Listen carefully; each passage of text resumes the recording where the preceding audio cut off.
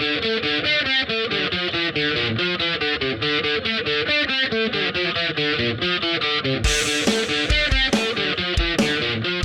everybody, and welcome to another edition of Every Rocky Ever, the Colorado Rockies podcast, part of the Rocky Mountain Rooftop Network, part of the Fans First Sports Network. I'm your host, Skyler Timmons, and joined here once again from his Thanksgiving vacation as we record this, it's my brother Dustin. Hello. Went south of the border, down Mexico Lane. Yeah, I'm not singing, but you can't really. It was nice. It was hot, but overcast, so I didn't get cooked like a lobster as I usually do. Oh, checking out the weather before trying to go to the Rockies Astros in April Ooh. 2024. They're playing down there. And not too expensive either. The tickets or the travel? Yes. Pretty interesting with the Rockies' history of players from Mexico. That's pretty cool. I'm looking forward to when they go there and just, Vinny Castilla is probably going to get some honors down there. Oh yeah, and plus the last time that they went to Mexico and Vinny had a great time. It was good times for the Rockies, but that's really cool, and I think that's something awesome. I think pretty much all of Latin America. I know Mexico, if they got down to, it'd be awesome. Venezuela, Colombia's got big, but I would open it up. Probably not during the season, but if they do more of those, like when the MLB took players to Japan, like they had was it like Barry Bonds or somebody. There's a Japanese guy jumping on a trampoline to pitch. Have you ever seen that? Just like some of that stuff and the exhibition games out of the season. I think that's awesome. Like having that kind of exposure would be even better.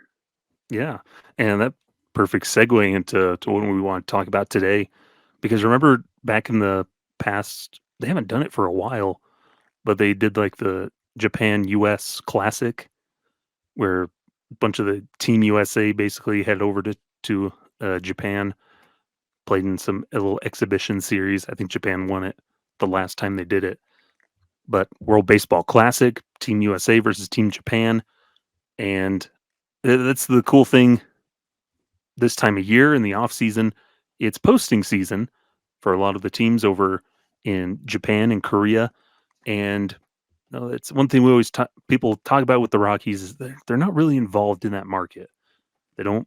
No, I don't think they've ever really signed a posted player, or they've done very little free agent work in that entire market of players coming out of East Asia.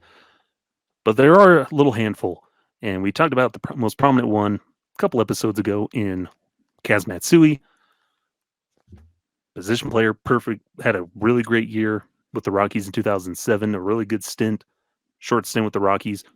But there are some other players from that side of the world that put on purple pinstripes, and we just wanted to run down a couple of those guys, a couple of the players from Japan, a couple from Korea, and one from Taiwan, which is kind of the outlier here. So an exciting looking at research, not a lot of notable stuff coming from this group, but still some interesting little facts coming out of these guys. Yeah, and that's one of them is a guy that I'm like, oh yeah, he did pitch for the Rockies, and a couple of them I wasn't around. I wasn't in stateside when they played, and so I was like, oh, interesting. And especially when your article came out on Purple Row for these guys, and the last guy that we'll touch on, the one from Taiwan, he's like really the only player that the Rockies have gone out and signed on an amateur contract. But it's interesting because Denver actually has a long history of baseball with the Japanese roots, really. And you hear a lot, well, we're up in the mountains, and is the Asian market really able to connect with Denver. I don't think that should matter, but uh, tons of great players throughout the history from from uh, from these countries, and it'd be cool to see him. Kaz Matsui gave us a little bit of that in his one little stint with us, but um, yeah, let's go ahead and jump on into him, right? Yeah. And so interesting. All these players we'll be talking about are pitchers. Kazmatsu is the only position player that fits this demographic, which is just really interesting that I found. But a lot of good pitchers coming over from Japan. Those are always the hot commodity. One of the big ones here in this 2023 offseason. One of the star pitchers, one of the greatest pitchers in Japanese history, which is pretty interesting coming over. And first one that we'll talk about here, and you'll find a lot of this other info coming from a Purple Row article from me on November 29th, 2023 over purplerow.com. Uh, you can tell the brotherly love because this is what Dustin texted me. Hey, let's talk about these guys. And so we are. But the first one here, Masato Yoshii, pitcher for the Colorado Rockies. Didn't play very long, just one season. But go ahead and give us the quick rundown on Masato Yoshii's career. All right, we're number 21 with the Rockies. Uh, he started out with the Mets, played 2 seasons with the Mets, came over to the Rockies in 2000 just for one season, and then went on to play for the Montreal Expos. The Rockies pulled him over in a trade before the 2000 season where they traded Bobby Jones, a pitcher, and Lariel Gonzalez, and brought in Masato Yoshii. He was just there for the 1 year, and then he was released at the end of spring training, and then he went over to the Montreal Expos. But it was just a real quick boom. Masato Yoshii from Japan, and I think from our research, he is managing in Japan right now. Mm-hmm. I believe he was the pitching coach for Team Japan in the World Baseball Classic. So still really involved in the game. Yeah, and it was just a real quick whoop. All right. Mhm. Nice to see you. Goodbye. Yeah, it was interesting because doing that research, he in September of 2000, he gets bone spurs in his elbow, has to get surgery to remove the bone spurs. Rocky still re-signed him following the season and immediately went to work trying to trade him away. Because like, yeah, we don't want him. Let's try and get rid of him. And they couldn't figure out anything. And so he goes through spring training with him, and then they release him just because they probably couldn't find a deal or no takers. And so they just kind of cut their losses. And he dealt with some shoulder stuff after that. But yeah, just a weird sequence of events with Yoshi as a Rocky, because it just comes in a quick blink and you miss it time with the team. And you always see that name. You're like, well, what? Masato Yoshi? Who's this guy? Well, I remember when they brought him over, and it was something like, "Oh, cool," something new, Yeah. and it really, looking at his career stats in the major league in the MLB, it wasn't all that great. It wasn't anything. He had 32 wins total, 47 losses in his major league career. With the Rockies, 6-15, made 29 starts. But it was only 167 innings, and really gave up a lot of hits. Gave up a Mm-hmm. lot, and a lot of dingers Mm-hmm. with with Yeah. quite a few walks and not enough strikeouts. It's kind of what we see Yeah. nowadays. Mm-hmm. It was one of those things because he comes over. He's 35 years old when he comes over to the Rockies, and it was just the nature of playing the majority of his career until 1997, playing in Japan. Pretty good, you know, having a stellar career in Japan. Comes over to the Mets for 2 years, and he does okay.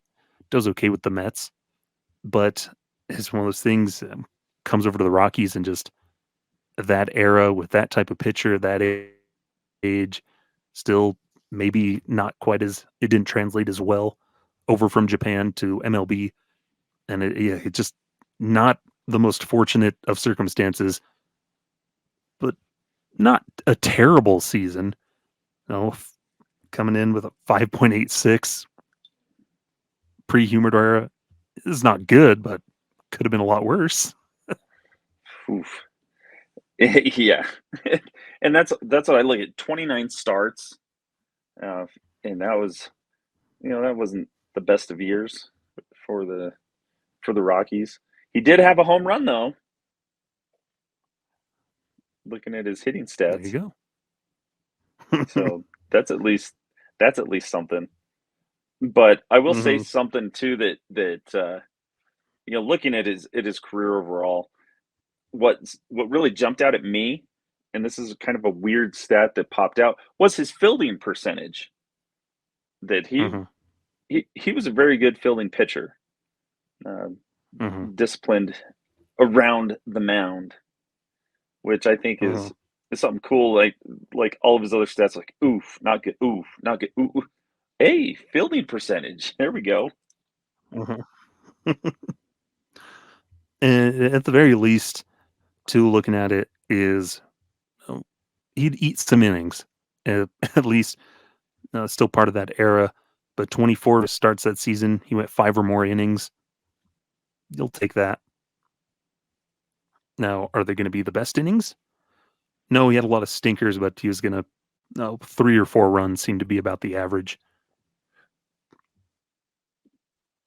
No, around that 5 ERA when in those outings, but it's just kinda interesting looking wasn't the best. No, it was cool that they brought him over because he had that track record of success in Japan, but it just didn't translate over to the Rocky Mountains, and kind of a shame because it it's kind of a trend you'll see when we talk about these guys where they come to the Rockies and it's just not a good outing. It's just not a good stint for them, not a good place for the pitchers, that came over, which it's not exclusive to them either.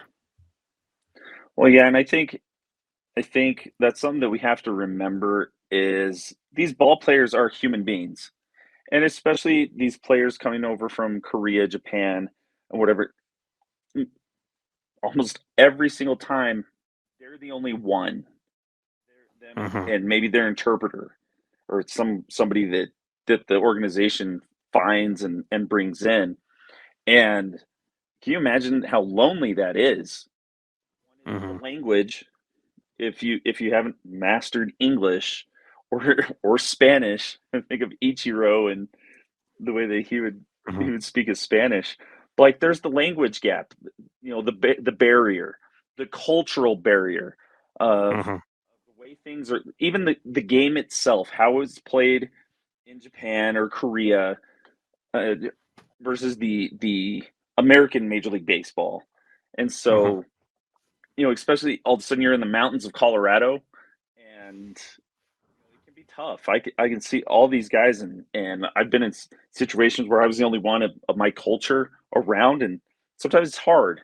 And when you don't have that support, or it might be very lonely. And can you imagine when you're in a bad streak, who's there to bring you up? mhm. Yeah, and Where's some good food that you can go eat and make you feel like you're back home? I mhm. don't know. It's hard. Yeah, and it's nice to see that after he leaves the Rockies, still has a little improvement with the Montreal Expos in 2001 and 2002. Now at 37 years old, finishes out his career pitching in the big leagues, and yeah, I think that's where he ended out. But it's just cool. Well, just that brief stint. I always thought of when I heard Masato Yoshii that he pitched longer, just as a career in the big leagues than he did, and just 5 seasons. Pretty short career in the big leagues. He goes on, plays in Japan for several more years after he leaves the states. So that just yeah, that culture and bring that in, get the Rockies kind of that first taste of it is it's just cool to explore and think about. And he's had I think a good career post playing career, Hmm. being with Team Japan as a pitching coach, and just being involved in the game. So that shows you the kind of character that he has and who he is and how well respected he is in Hmm. in the baseball world. Yeah, definitely. So that's Masato Yoshi, pitcher for the Colorado Rockies, had a 1.1 career WAR according to Baseball Reference in Colorado, which hey, it's still better than a lot of other pitchers that have been in Colorado. So way to go, Yoshi. Now this next one that we move on to is good old Max Suzuki. This kind of a short one, but he Yeah, was Max blinking you miss Suzuki it. from Kobe, Japan, and he was with the Rockies just for a snap of a finger, but he made his major league debut with the Mariners back in 1996, and then played with the Kansas City Royals. Came over to Colorado, then went on to Milwaukee, back to the Royals, and that was his 6 years in the big leagues. But the Rockies got him in a trade from the Kansas City Royals, along with Sal Fasano, Manchu mustache, and the Rockies traded away Brent Maine, the catcher, for him. And Max Suzuki. What's funny, Skyler, is I remember him listening to the games on the radio. I remember how many games did he get in with the Rockies? I think it was 3. And He played in 3 games. I remember at least one of them Probably his because I start. I remember Max Suzuki and thinking, "Oh, that isn't that like the motorcycle brand?" And it was not good. It was not Hmm. good. The the little stint that he had with the Rockies, Hmm. but that was my so he was one that I was like, man, I could specifically remember listening to his name being said on the radio. Which is crazy to think he pitched in 3 games, made 1 start. I think 6 and a third innings total is what he pitched in a Rockies uniform. Didn't go very well overall, but I was thinking kind of a crazy like little prior of his life where apparently at the age of 16 he was expelled from high school and his parents sent him to the US, sent him to the States, just like go figure your life out. And so he starts working with a team in the California League, pretty much as their laundry boy. And he pitched the final game of the 1992 season. And he had spent the entire season as a laundry boy. Next season, he's a full time player with the team and learns English, learns everything. And then no matures, he grows because he's in that situation, got to fend for himself, grows, and then eventually, in I think after 1993, leads his little team in saves, and then the Mariners sign him to a amateur professional contract, and then that begins his little career in the big leagues. But just a crazy story with just his life, and then it goes on more stuff about with his family and earthquakes hitting Kobe, Japan, and other stuff in the 90s, but dealing with his shoulder injuries and just kind of moving around in the minors before he can well, crack through into big leagues and have his little career. And like I said, it's always what are the stories behind just the baseball player? Hmm. The life. That's a crazy story. He's down in Hmm. San Bernardino, California, and the Mariners take notice. Hey, this guy can throw the ball. Hmm. And he was just the third Japanese player to play in the major leagues and the first pitcher in the American League. So pretty like you think of just the history that a lot of these guys were making in those early 2000s, the 90s, early 2000s. The players coming over and they're making history as breaking ground, and setting forth a path for the Otanis that later come, the Ichiros and guys after. And these ball players from Japan, I think in my generation at least, when we think of the Japanese players, Hideo Nomo, Hmm. the only no hitter at Coors Field, and that he kind of for for me watching basically he like set the bar up here, the the timing and his wind up, the pauses that are very common in those Japanese ball players wind ups and things, and that it's really interesting to hear about Max Suzuki's path into the big leagues. And it was 1996 he made his major league debut, and Hmm. then there with the Rockies there in 2001, and he played he played around and still still part of Major League Baseball, and professional baseball in some way until 2002 when he Hmm. finally retired. So that's pretty pretty good length. Yeah, and it's one of those things where it's a shame it didn't work out for him with the Rockies. 11 walks, I think I saw on that Oof, yes. in just 6 1/3 innings, 5 strikeouts to 11 walks, 3 home runs. So it was just kind of a recipe for disaster coming to Colorado, and maybe his adjustment to the altitude just didn't work. He couldn't find the zone, and they released him shortly after that third game. But it goes on, continues to play. Goes and plays around internationally. Goes back to Japan, plays in Mexico. Looks like his last game of affiliated ball was in 2006 with the Chicago Cubs in AAA. Played in Mexico a ton, played in Venezuela. It's all kinds around. Yeah, he spent the rest of his career from 2006 to 2010, just various just Latin American leagues. Had some good, had some bad success down there. So the good for him finding life after the big leagues and still kicking around and finding out a professional baseball career for himself. And that's awesome. Cool. Yeah, the fact that you remember him is I what's do. Max Suzuki. I was like, oh, cool. And he was terrible for the yeah. Rockies. I really hope somebody listens to this. They're like, I was at that game he started. Yeah.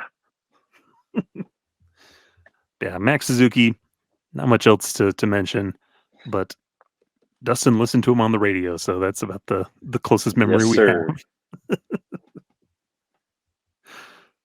So the next one that we move on to, pulling my list here. After Max Suzuki, now we head to Korea. A couple of these players from South Korea.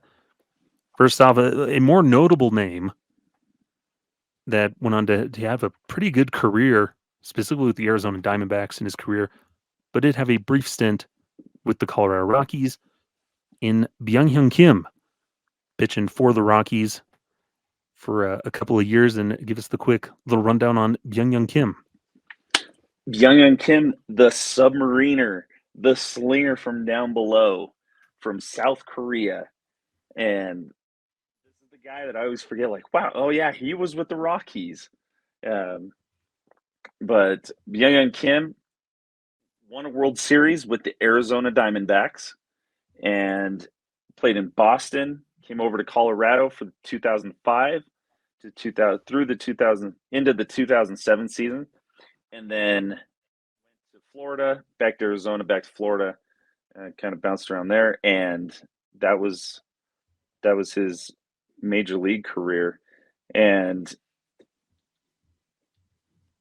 I always remember Young Kim with the Arizona Diamondbacks, and having a couple of home runs hit off of him, but they end up winning that 2001 World Series. He is traded from Boston to the Rockies for Charles Johnson and Chris Narveson, and then he re-signed with as a free agent to the Rockies, and then they traded him in 2007 to the Marlins for Jorge Julio. Mhm. So that's what I remember. The majority of a lot of his career was as a closer, but I remember with the Rockies him starting a few games.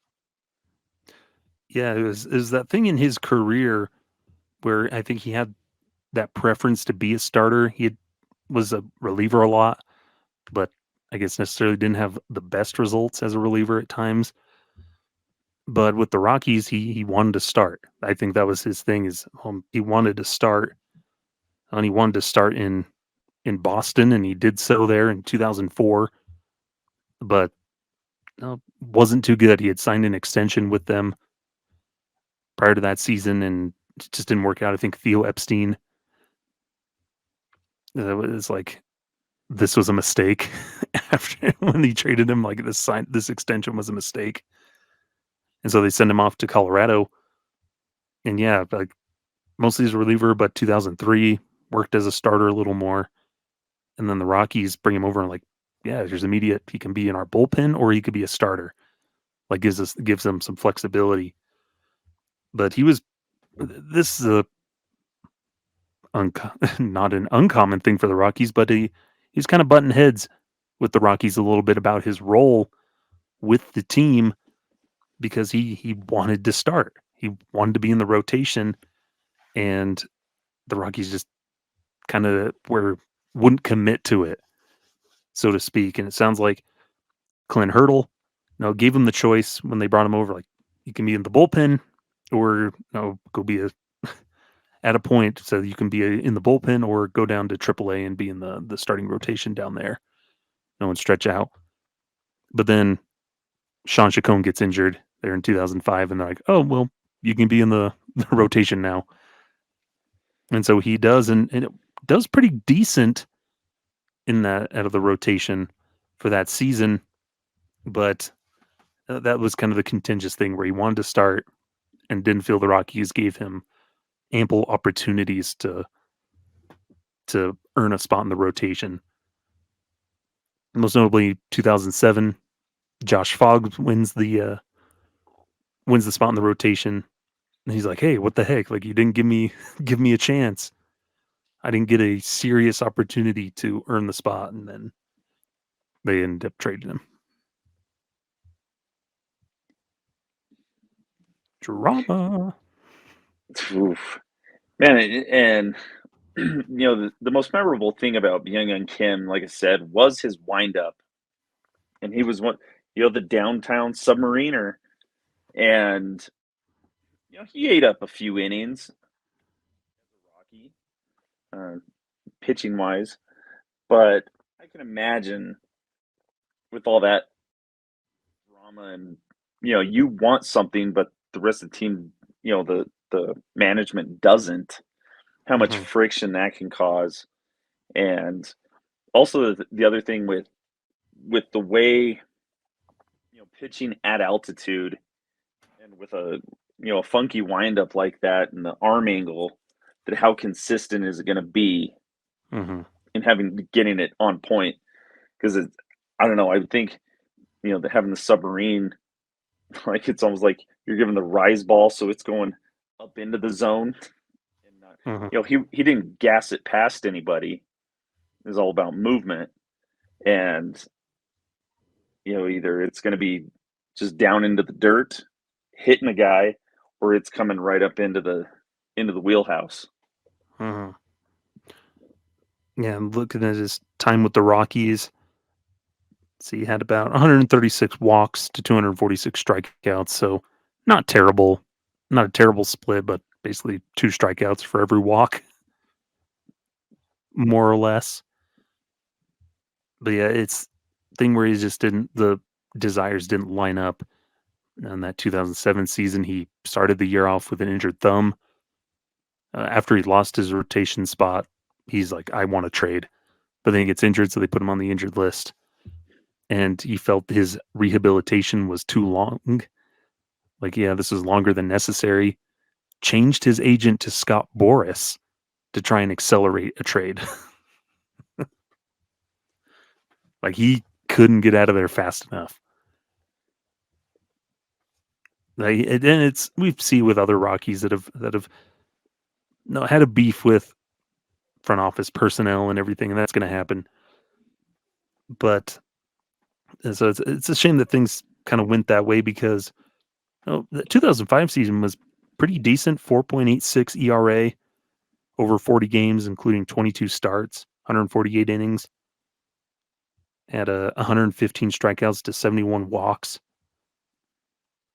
So, you know, prone to some long balls, but still a solid season for a back of the rotation type of guy.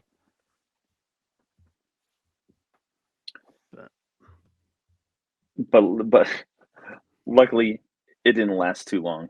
But his playing career continued on for Yeah. well after his time with the Rockies. He's another one that that stayed in the game. Uh, from the Rockies, like you said, went to Florida, Arizona, and then he was uh, back in the KBO. And the last recorded season that we got on there is down in the Australian League for Melbourne back in the 2018 2019. Oh, So, wow. we did pretty good in his 9 innings down there in or what was it? Yeah, his 9 innings um, down there in the Australian League. Now, he does have some historical things to his time with the Rockies, specifically there in 2006, where in May 22nd, 2006, he faced a former high school teammate who was with the Dodgers, and it was the first game in which two Korean pitchers started against each other in Major League history. They both had quality starts, but I think the Rockies lost that game. About a week later, May 28th, he gives up Barry Bonds' 715th home run to pass Babe Ruth. So Byung Kim gives up the home run that surpassed Babe Ruth. Well, after a 3-minute delay, Kim struck out the next two batters and pitched 5 in the third innings to collect a win. So he came out on top in the end. Yes, sir. Then later that year, July 28th, had 5 consecutive strikeouts against the Padres, tying the Rockies' record for consecutive strikeouts. In 4 different starts, he recorded 9 strikeouts, and he became the only pitcher in Major League history to pitch shutout wins in consecutive starts at Coors Field. So it must have been the first, at least, by beating the Oakland A's and then the Texas Rangers. So put his name in the history books in some ways. But yeah, that's what I always remember is young Kim, Diamondbacks pitcher, pretty notable one. And then you always forget, you see his name like, oh man, he was a Rocky. But it must have been, it was like right before I really started paying attention there in 2007. And so it was interesting to see the guys that were just off the cusp of that 2007 run. Yeah, and for me, anybody that played in 2004, 2005, and like halfway Mhm. into 2006, no clue. And so he was one I was like, oh, yeah, Byung Kim. But went on to have solid career, but I'm sure he's not coming to any Rockies reunions anytime soon. That's Who knows? Maybe he would over time. Time heals all wounds, hopefully. yes. But yeah, Byung Kim, pretty interesting. But player coming over from Korea. Pretty cool. He was another one that we traded for from Boston. So worked out. Solid little 2 years. And then things fell apart relationship wise. But that'll move us on here. Moving on to the next one, which pitched with Byung-Hyun Kim in 2005. And that's Sun-Woo Kim, who pitched for the Rockies there in 2005. I believe 2006, kind of in that era.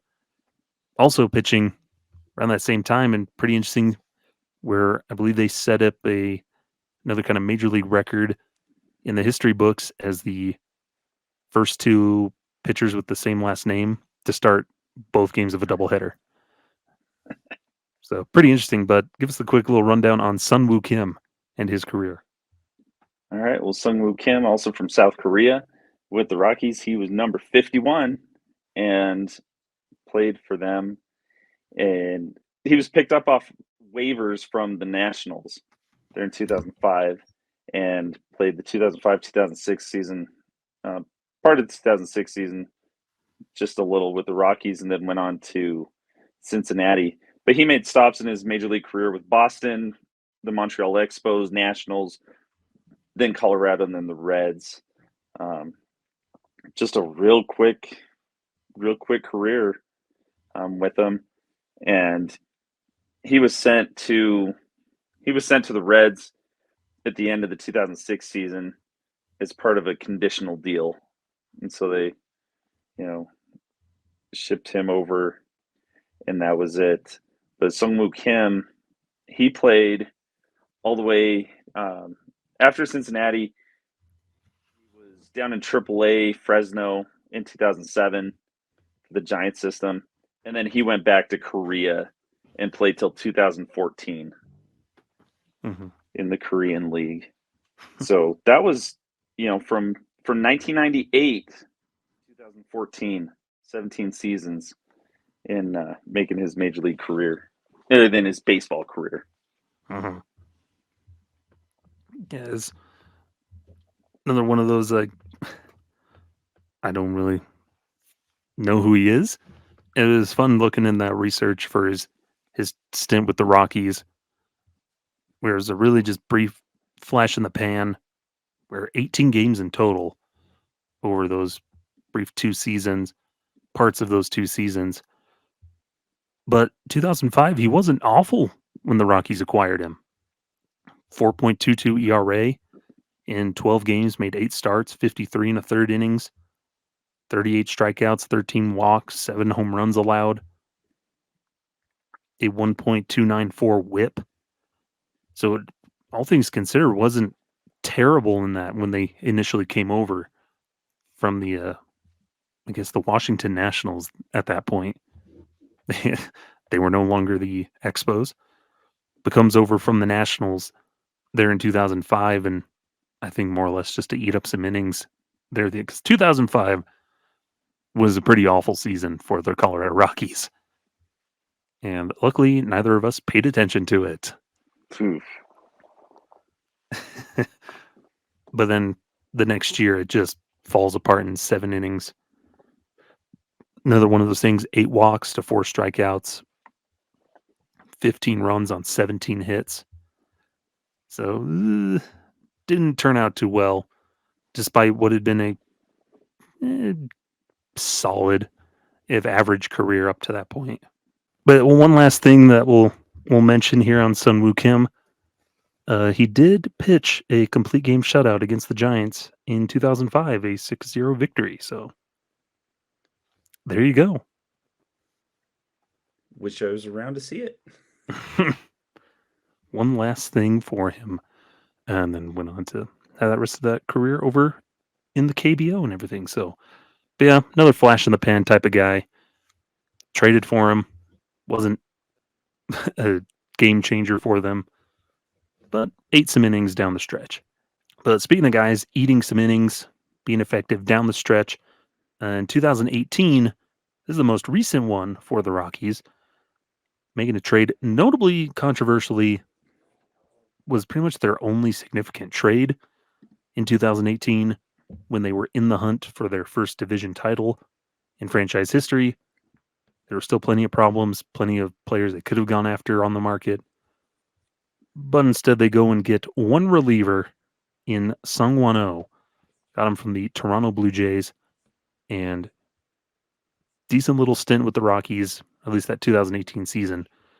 But give us the quick rundown on O's career. It's pretty short. It is very short. Another right-handed pitcher from South Korea, wore number 18 for the Rockies when he came over. He started out in 2016 with the St. Louis Cardinals, and then went over to Toronto, and then was traded over to Colorado, uh, and then that was it for his MLB statistics. Now the Rockies, like you said, they gave up quite a bit for him, and it left a lot of people scratching their heads.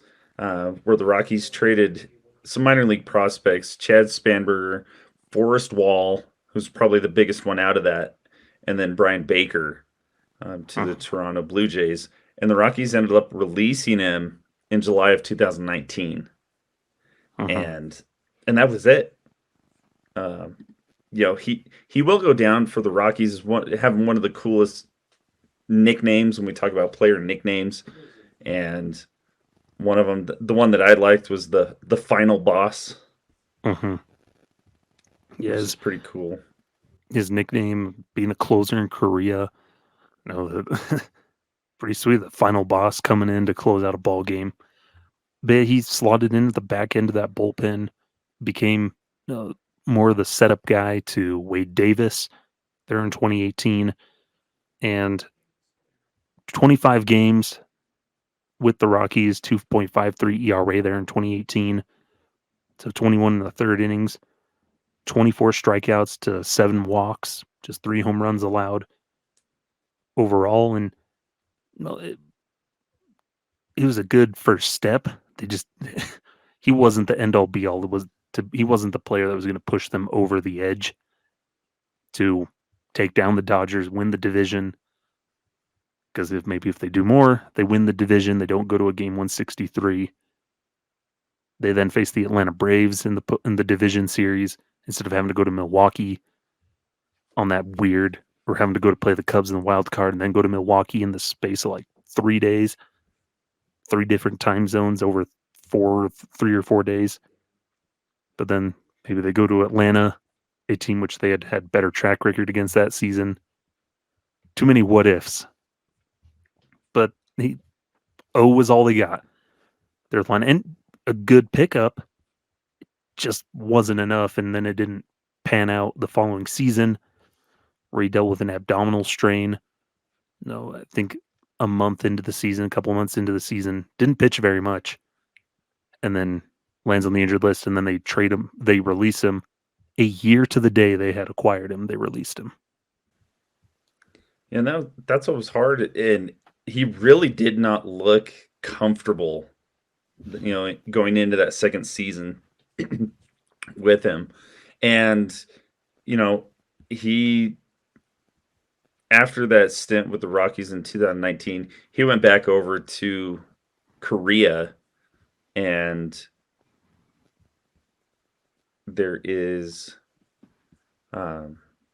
went and still pitched this last season. Pitching for Samsung,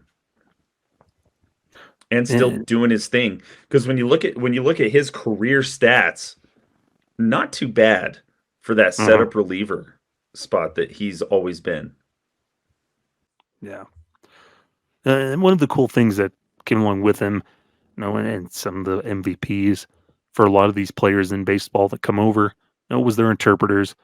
And I remember the Rockies kind of highlighting his interpreter was over with him. And when you're trading for a guy, you're basically trading for 2 people, because you're bringing over their interpreter with them. And so maybe in some of those trades you have to increase a little bit more, because you got to bring over their interpreter and everything. But I think I remember some of the highlights. Just a cool interpreter that came along with him, and they're their friend. They're their basically their brother, their partner in crime, and everything they do. which that's a job that I think I would love to have. Getting to be at the ballpark every day and interacting. You're pretty much just their second voice, uh, translating, getting into all the interviews, and just being part of it, and how valuable those guys are, to the whole experience. It's just in a research 7 years ago, a video from the Cardinals, or maybe it was on intent. It must have been intentional talk or something. But a video of someone with the Cardinals tries out his English. But yeah, there's hired. The Cardinals hired his translator, and then I think that translator then just continued on with him through his career here in the States and everything. So it's kind of cool. And I was excited when they picked him up. He's like, yeah, a good reliever. Yeah, it's probably a little overpriced of what we paid for him to bring him over, but they needed a bullpen guy, and he got the job done. And then there were hopes in 2019, and it just didn't pan out. He just couldn't do it. And then that was like a lot of things just went downhill from there for the Rockies in general. So it wasn't exclusive to Sungwon-Oh. But another one of those just flash in the pan guys. Didn't stick around for very long and effectively ended his big league career as a Colorado Rocky. But what's good is he's had a really good rebound back in the Korean League, and that's he's played 19 professional seasons. And that's as a pitcher, having that longevity is awesome. Mm-hmm. But moving on here to our last guy here from Sungwon-Oh. One last guy coming from Taiwan. And like we said, this is pretty much like the only international free agent player that they've actually gone out and signed. And I think we're looking at his Chinwei Sao. I think it's how we looking up how to pronounce his name. Chinwei Sao from Taiwan, of all places. And bit of a technically homegrown type of player. Rockies brought in at a young age, worked his way through the system. But give us the quick breakdown on his little career. Chinwei Sao, number 71 with the Rockies, right-handed pitcher. And as we said, he was their first amateur signing from Asia. Made his major league debut July 25th, 2003. And got the win versus Milwaukee.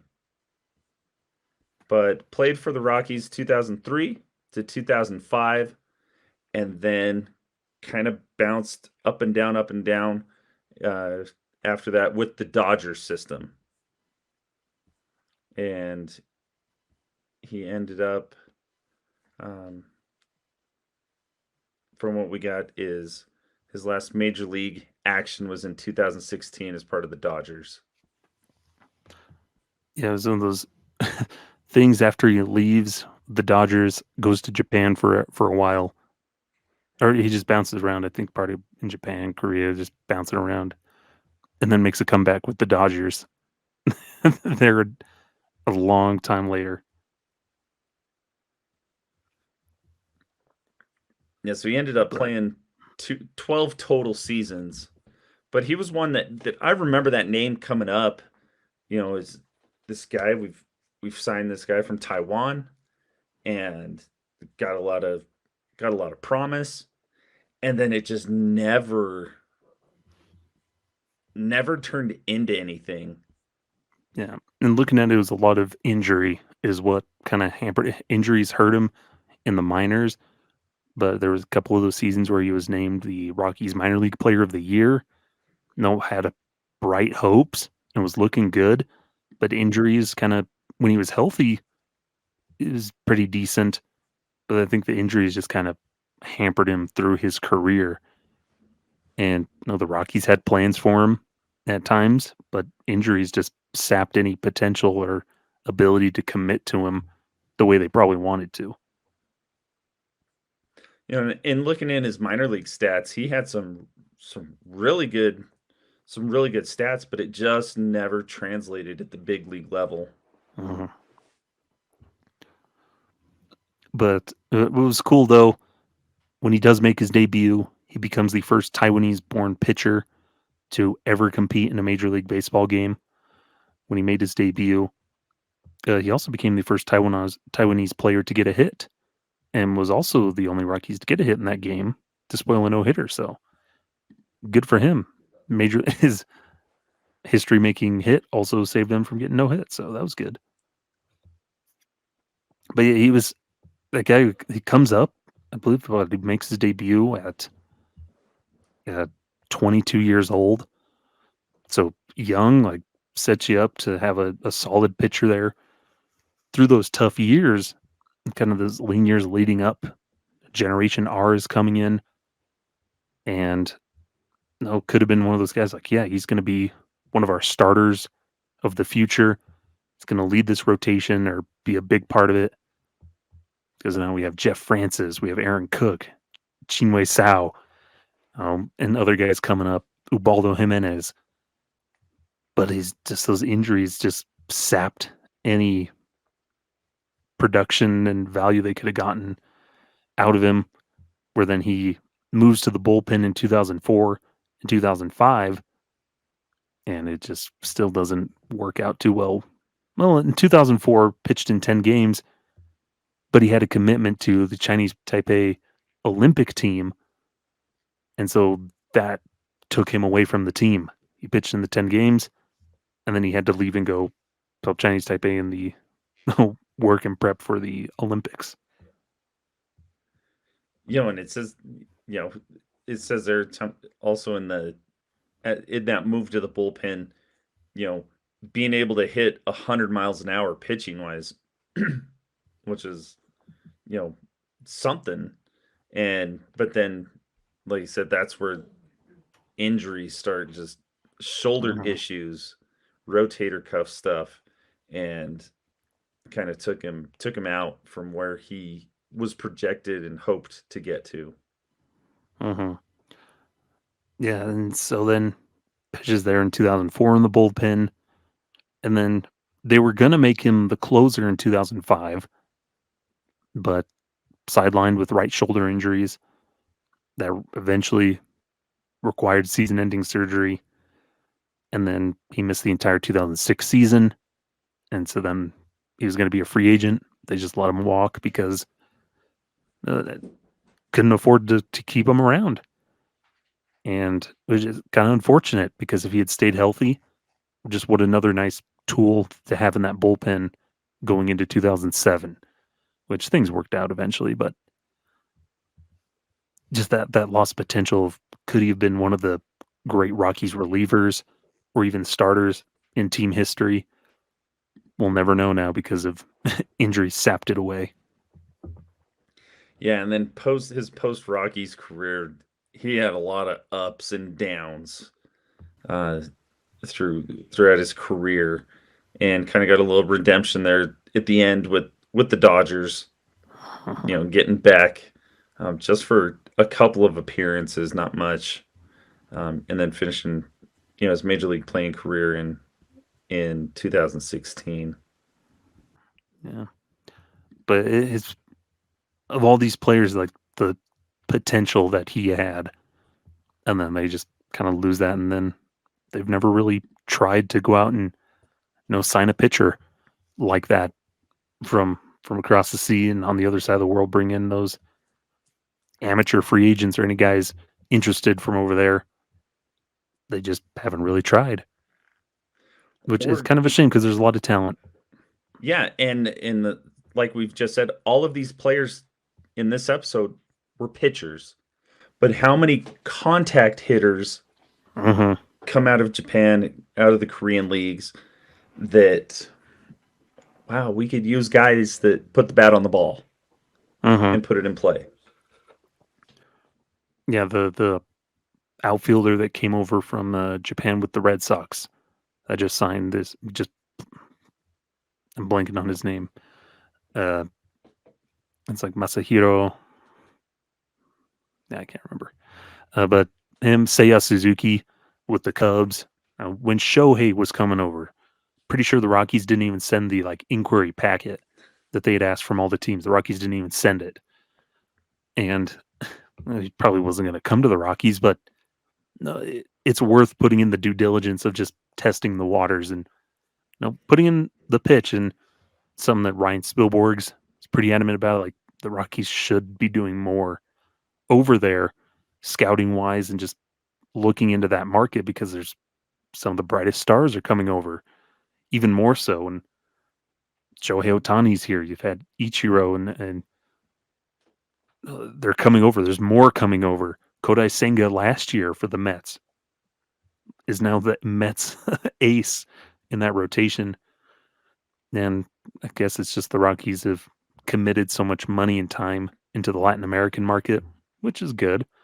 Like, they've done a lot with that, but there's just more that they could do and expand themselves, try something new. Go get the Yoshinobu Yamamoto pitcher or whatever coming over from Japan. Go get him for $200 million. Yeesh. Something, but I think it's something cool, at least, to recognize these guys. They represent their countries of Japan, South Korea, Taiwan, and making it to the major leagues at some point, and having their careers and the length that a lot of them had playing professional baseball is something pretty cool. But something for a future episode, or some research in every Rockies ever. How many former Rockies have gone then and played overseas in the Korean League or the Japanese League? I can think of 2 right off the bat, but that'll have to be something maybe we look into down the line. Yeah, definitely. And I think that's going to do it here for this edition of Every Rocky Ever. As always, we appreciate you tuning in, and apologize for any weird edits or audio mix-ups. We're still always figuring out the equipment side of things. Dustin may have turned into a robot at times during this one, but it might also just be my voice from having taught school all day. Yes. Now you turn straight up into a static robot, but oh well. But that's going to do it here. You can always catch us over at Twitter at Every Rocky Ever until Elon Musk burns that into the ground. But over there, and you can also find me at purpleroad.com, writing weekly articles and also writing at Fans First Sports Network. All kinds of baseball articles, Hall of Fame voting, released my Internet Baseball Writers Association of America ballot. It's not an official anything, but it's part of that little organization's online Hall of Fame. But doing that, and as always, you can catch Affected by Altitude, our flagship podcast, weekly on Mondays, wherever you get your podcast, over on Purple Row, or you can find it at Purple Row. You can find it on Spotify, Apple Podcasts, Google Podcasts, and the YouTube version. So feel free to subscribe, leave a review wherever you find this content. The support is helpful. But that'll do it here. Until next time, farewell.